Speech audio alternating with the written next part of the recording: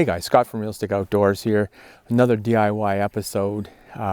This one was awesome to put together. It was the camper build full, but this portion was just the diesel heater from start to finish. This one's a high speed, so if you want to just get some ideas, watch this one through.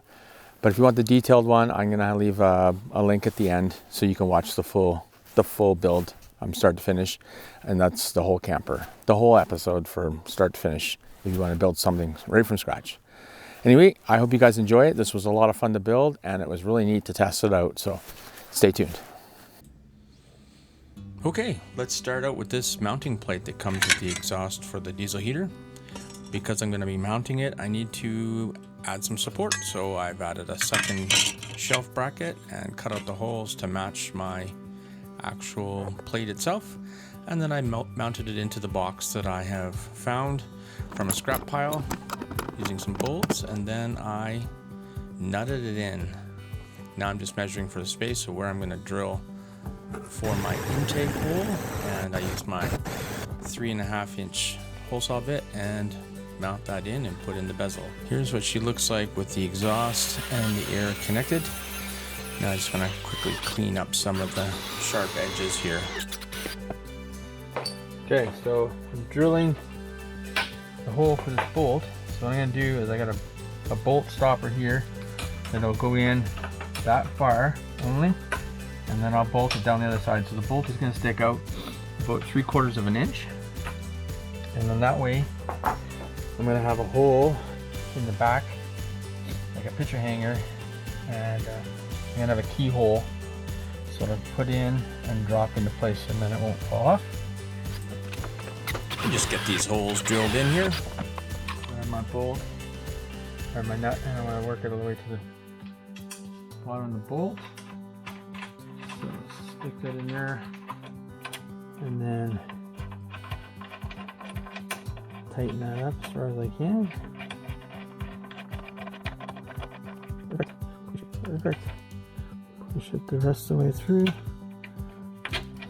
we go. Nut. On the back. Across like that. There we go. Using a nylock there so I don't have to put any locking washers, and just make sure it's really tight. Now I'm just making the measurements I need to drill the holes to get them set up for the bolts. I have 16-inch centers, so I'm just gonna measure from center to find 16s. Okay, a little concerned. This aluminum, it's not too thick, that maybe after time the holes will get all wiggly woggly. So I'm going to mount this on here. I'm going to cut a piece about 20 inches long. I'm going to drill a hole in it, and then I'm going to cut a grinder mark in it as a keyhole, and that'll be my 16-inch centers.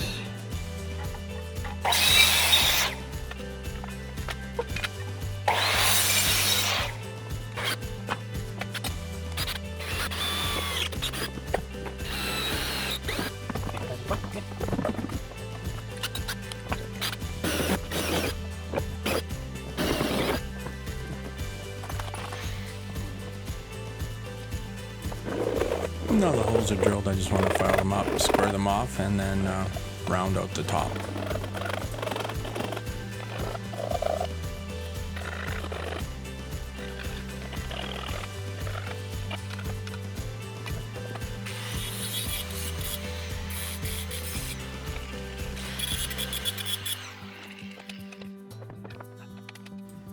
Just a quick test fit, make sure it comes on and off.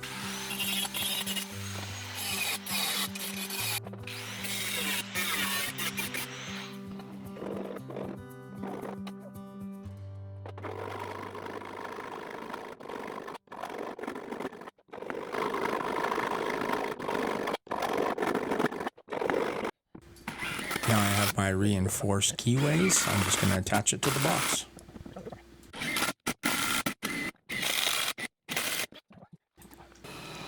Alright, here's the fun part. I'm going to drill the hole for the heat output using a 3-inch hole saw. I have a 3.5 inch reducer to 3 inch that I'm going to install here.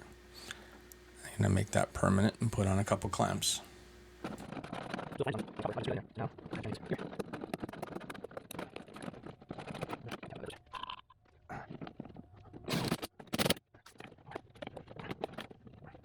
Let's you guys see. There she is, all clamped in. Now to build the shelf unit to hold the hot air diverter. Just clean up the sharp edges here. I'm going to connect a 5-inch piece of this flex hose onto the adapter. And then I'm going to connect that to the diverter. At this point I actually screwed the diverter into the shelf bracket, but I ended up using pins so that I can just push it in and take it off quite quickly. Just drill down, you can see it there. I just left a drill bit in to find it. So that's my hole. Sorry about the strap being in the way for this one.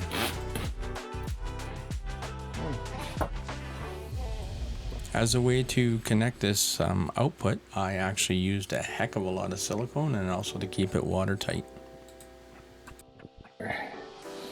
So, the whole point of that quick connect is that. I think I'll put a 90-degree right there. That's it. Turned out I don't need the 90-degree after all. Worked perfect, just like this. Okay, I ran a bolt through the back to bolt the pump onto. I wanted to keep it a little bit separate of screwing it right to the aluminum, but it's still connected by bolts, so it didn't really change the sound at all, but it is very secure. I connected it to a filter, and then I extended it to a valve, which I was going to be able to turn it on and off for quick disconnect, but I changed my mind and removed that. Okay, I had to drill a 1-inch hole into the side of my camper to install the connection for my 3-prong connector. Okay, because I want this to be able to disconnect real quick, I cut the actual cables to the controller and to the power. And now I'm gonna solder in and extend these to a 3-prong connector for my controller that plugs into the side of the camper and a small 2-prong controller to run into my battery. I also added an inline square fuse to the battery input. Once I soldered all the joints and connected them really well, I used heat shrink on each connection, and then I used a piece of heat shrink to cover all the connections. I had extra 10 gauge wire handy, so I ended up using that for the battery, but it is solid core and it doesn't wind up very nice, so I probably will end up changing it out to something with a little more strands inside, but for now it'll work good. I haven't cleaned the wiring yet, but there's the wiring that comes in. I just stole the battery from, and I gotta clean this up and bring it around here. But I haven't done it yet because I still have to wire this. So I'm gonna bring them all in together. So this will just make me happy for a test. Here we go, fingers crossed. Start heating. Oh yeah. If you're enjoying this so far, please go ahead and hit that subscribe button. It'll mean a lot to me. And hit that like, and please comment. I love the comments. I learn a lot from them. And I hope you guys do too. Thanks for watching. Feeling pretty good about that test. I've never done the quick connects before on any of my diesel heaters. And like I say, I want to change that battery wire. I mean, although that solid copper is going to be great conductors, so maybe I'll just test it out. It has to go like 10-12 feet to the tent. And I noticed on my other diesel heater, the cable is so thin, and it draws a pretty good, amperage, 5 or 6, 7 amps when it starts up. And, thin wire, it might not be the greatest for the battery. So I'm gonna maybe just monitor the thicker wire, because that's 10 gauge, 4 positions. So technically it's 25%, but when you look at it, it's just a sliver. So there'll be a small amount of heat coming into here, and the rest of it will go into, because you don't want to block it off and shut off the heat, because then you get an overheat alarm or a sensor warning. So the rest of the heat's going to pump into my tent, and the tent should be right about here. So the hose will come into the actual vent on my tent, and the battery will also be in there beside by the heater hose to kind of not stay hot but not freeze. Okay, well here's a look from the start to the finish. There's the exhaust, and I wrapped it in that heat resistant wrap, so it should reduce some of the heat. I left a little extra fuel line for all my fuel, just so if I have to make some changes I can cut it. There's my 3-prong connector to connect my controller directly into the side of my camper. Hey guys, Scott from Realistic Outdoors. Finally, it's getting cold enough where I can do an actual legitimate test on this. It's been 3 or 4 degrees minus in C. Not a good test to see how warm this is going to be, because I can sleep in this at -6 easy without any heat. So today we're going to hook up the diesel heater and show you how that finished up. We're going to run a test. I'm going to plumb it also into the tent at the same time using the T that I showed you. We're going to see, and we're going to get some legitimate values. And it's supposed to get down to -18 or 19 C tonight, Celsius. So we should have a fair test, and we'll see what we got. So anyway, stay tuned. We'll see you guys right now. Okay, the way I designed this, I wanted to make sure that it was a self-contained kind of a unit. So the fuel sits on one side, and some of the components sit on the inside of it. And one thing to note, that even though we use winter diesel up here in the north of British Columbia, Canada, the diesel tank is touching the aluminum, and the case itself kind of gets warm. Not hot, but warm enough where I don't have to consider even thinking about diesel gelling. So now I just pull out the exhaust, pop it on, and then I add the air filter onto my air input. And that's for the combustion. And then I hook it back up.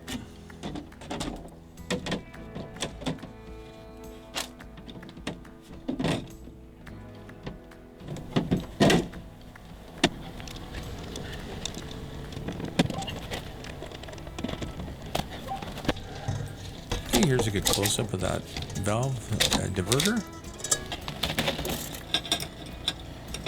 Now there's the pins I was talking about, so now I can actually just push the diverter into the springy part of the flex hose and then put the pins in, and it'll actually hold it in place tight against the hose.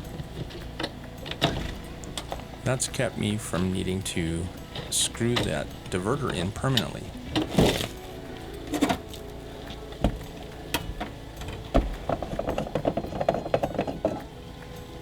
Unscrew my cap. And just pop the connector right in. Ooh, she's ready for heat. I've added this for extra insulation.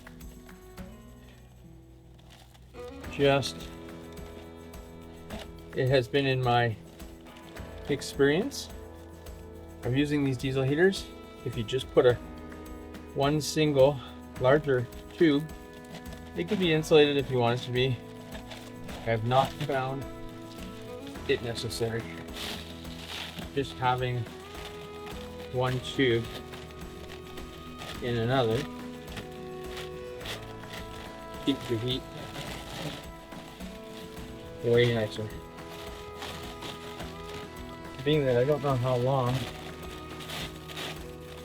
this run is going to be, gonna pump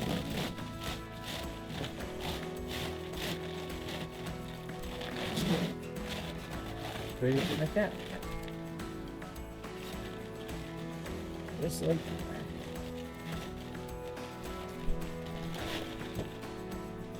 one more thing to do on the cap right here. That plugs into there.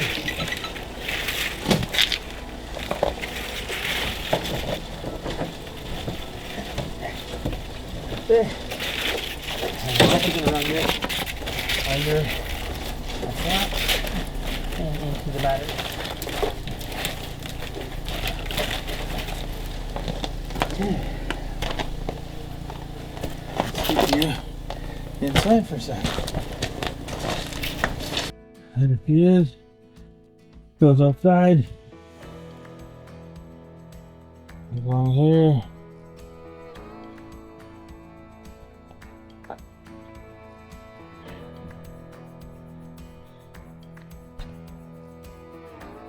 Goes into there.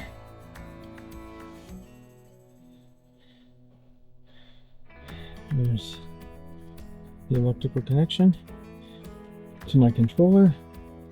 I'm just waiting to see some diesel start. Should start in a second.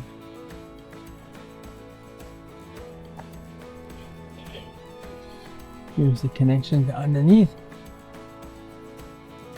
Damn, she's pumping.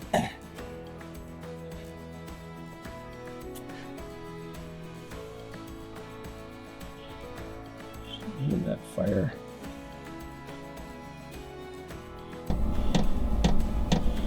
There she goes. Pump down the line.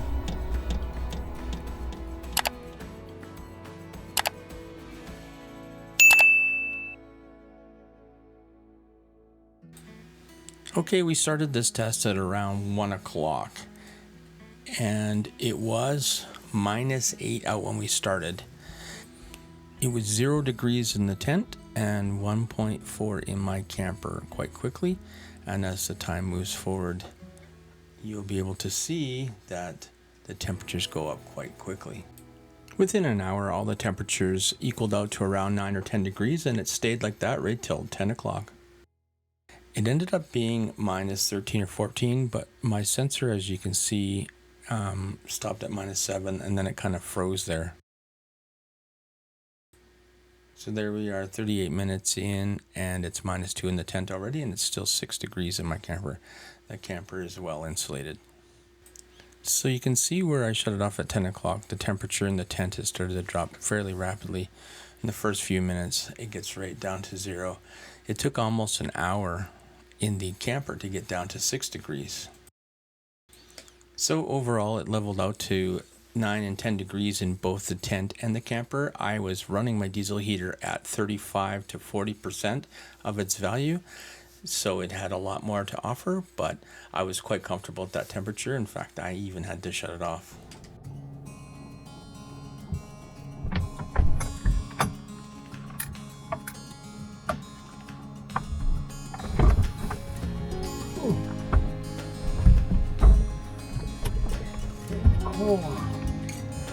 Out there. Please for my boots. Oh my goodness.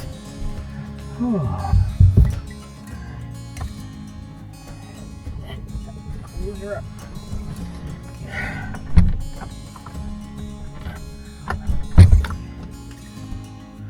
Plug in my phone. Here's my phone already. There is it.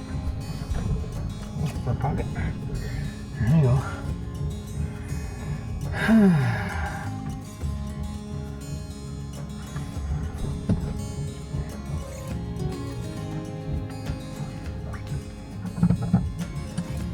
Got all my battery banks in here. Just to charge that. Let's put this down here.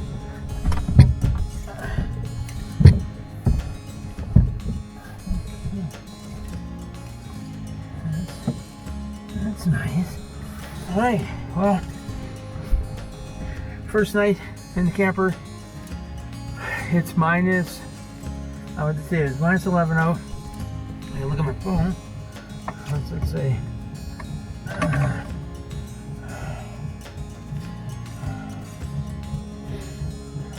Okay, it's got -10 right now.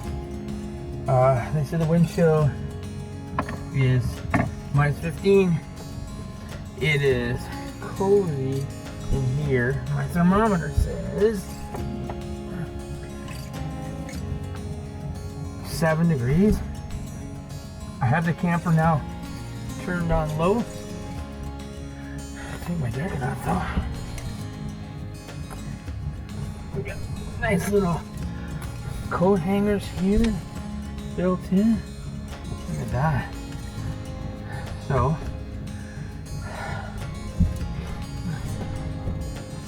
get the sleep bag open.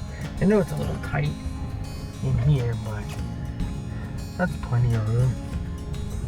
Plenty of room. Anyway,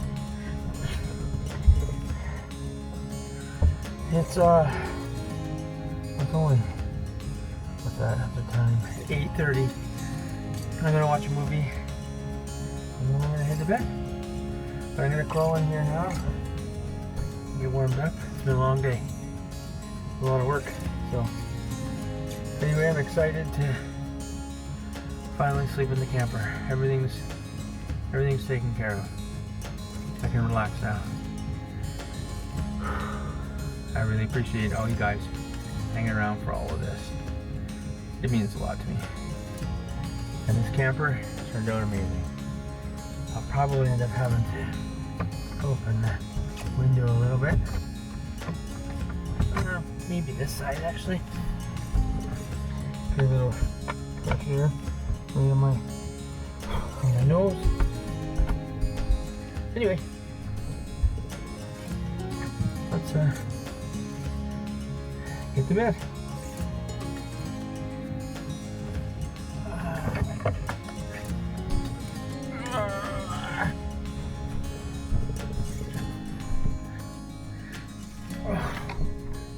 Oh my goodness.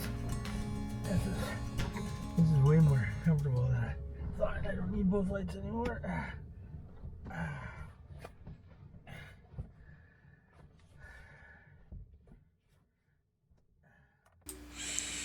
I really want to thank the continued support of Cutter Creek Outdoors.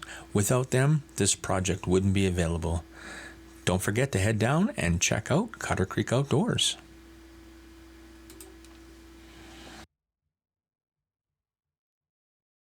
Good morning, everybody. Whew, it snowed a bunch last night. I'm going to show you this. Looks like my tent collapsed in the snow.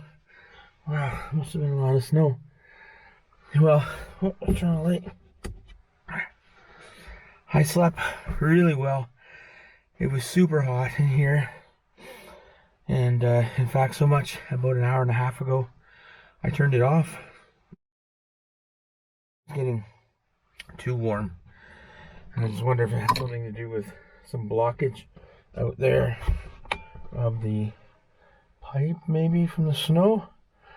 Not sure. I'm gonna have to go out and investigate that part. But I'm gonna show you what's happening out there. Oh, look at that. First thing this morning. Wake up to that. Collapsed tent. I'm glad I didn't have anybody sleeping in there today. Well, super happy with the success of this camper. It's warm enough. Excuse me. It's warm enough that I could sleep in here at minus whatever it is right now. Whatever it was outside. It's like -8 Celsius. And I don't have the heat on. And I've got a -2 sleeping bag. And it was plenty warm in here. Can't even see my breath in here. So it contains its heat really well. I'm super... oh, I got the window open. It's starting to get cold. Yeah, now I can tell the difference. Holy. Yeah, so it's holding its heat really well. We did a good job of insulating it, and it's small enough to retain some of my own heat. So I'm gonna leave it with that. I might send out some pictures and videos while I'm montaging the finale of this, but I'm super happy with this, and I'm probably going to be putting it up for sale so somebody can be happy with this too, and I will build another. It was so much fun building it that I think I'm just gonna start building another one right away. Anyway, thanks for hanging out, you guys. I'm Scott from Realistic Outdoors, and it's time to get in and have a coffee. Whew, that'd be nice. Maybe I need an electric coffee maker in here somewhere. Another episode. Cheers. If I was going to do anything different, I'm going to get a new fuel tank that has an actual dip tube. I'm not going to deal with the bottom hole tanks anymore. They leak no matter how hard I tried to keep it from leaking. It's not leaking currently, but I'm sure it will in the future. I want to be able to just move it around anywhere I want, maybe even just stick the dip tube into a jerry can that I bring along. Anyway, that's just one of the things that I found in all my testing. Otherwise, I love this thing. It's going to be so much fun this winter. Thanks for tuning in. Well, there it was. It was fun to build. I hope you enjoyed watching and stayed right to the very end to appreciate all the intricacies that went into building this. I hope you guys did learn something. I appreciate you guys watching this far. I'm going to leave a link right here for the full camper build. Please click that and enjoy. And I love your comments. Thanks for tuning in. I'm Scott from Realistic Outdoors.